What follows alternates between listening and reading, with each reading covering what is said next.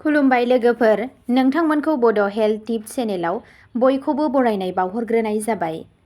आं दिनै नोंथांमोननि सिगाङाव आरोबाव लिरथाय खमायनायनि सायाव भिडिअ' लानानै फैदों। आसा खालामो नोंथांमोना भिडिअ'खौ नायना मोजां मोनगोन। लिरथाय खमायनो थाखाय जिरानि दै लों। बेखौ माब्ला आरो माबोरै लोंनांगौ बेखौ नैबे भिडिअ'नि गेजेरजों नोंथांमोननो फोरमायनो नागिरदों।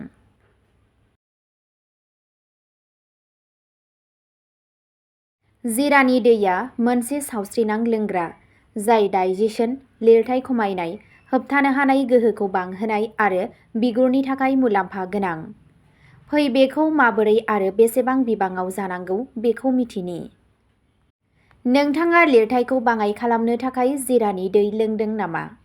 बेखौ माब्ला आरो माबोरै लोंनांगौ बेखौ सोलोंनानै ला। भारतारि ओंखाम संग्रायाव जिरा जानाया सरासनस्रा। आदारनि थावनायखौ बांहोनायजों लोगोसे जिराखौ सावस्रिनि थाखाय मुलाम्फा गोनां होनना मानिनाय जायो। आयुर्वेदा जिरानि गोबां मुलाम्फाफोरखौ मुंख'दों। जिराखौ लिरथाय खमायनायनि थाखाय जोबोद हेफाजाब होग्रा होनना मानिनाय जायो। बावैसोनि समाव जिरानि दैया जोबोद मुंदांखा जाबाय।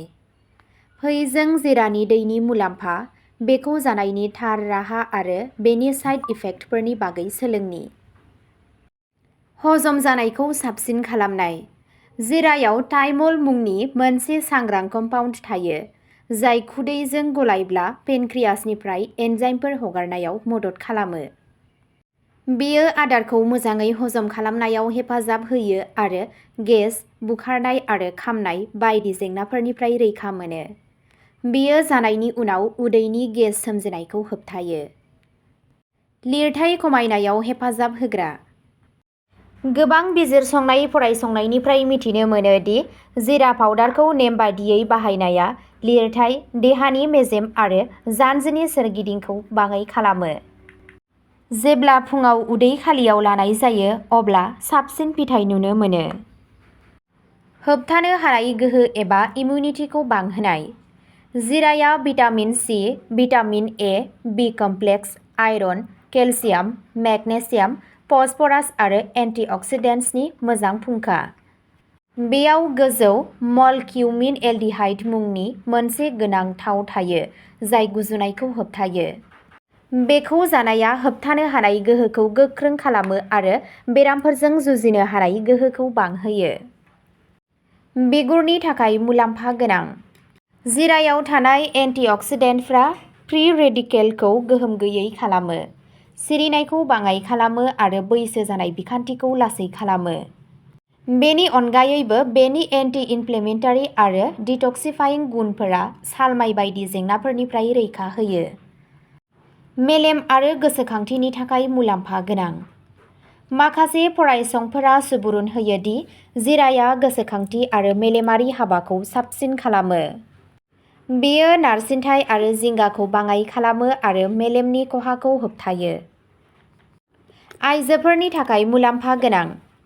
पिरियड्स समाव सानाय, गेस आरो बुनायखौ बाङाइ खालामनायाव मदद खालामो।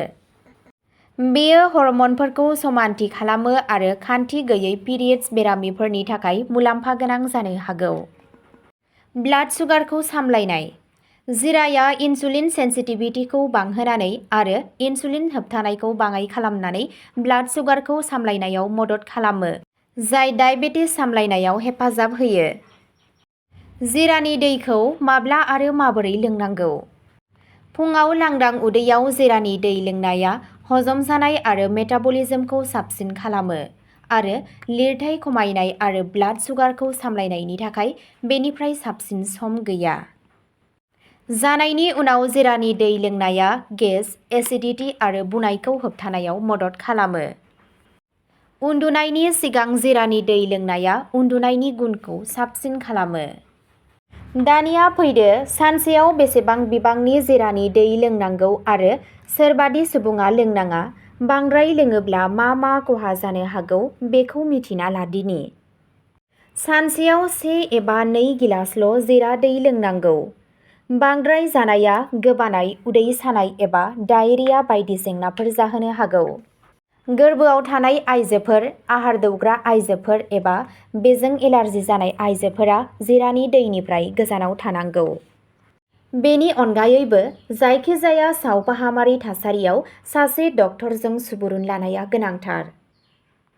अब्ला दिनैनि भिडिअ'आ बेखिनियावनो जोब्बाय। नोंथांमोनहा बेबादिनो देहानि बागै गोदान भिडिअ' नायनो गोसोब्ला चेनेलखौ साबस्क्राइब खालामनानै लादो आरो भिडिअ'खौ मोजां मोनदोंब्ला अन्नानै लाइक, शेयार आरो कमेन्टबो खालामनानै होलांब्लानो जाबाय। गोजोन्थों।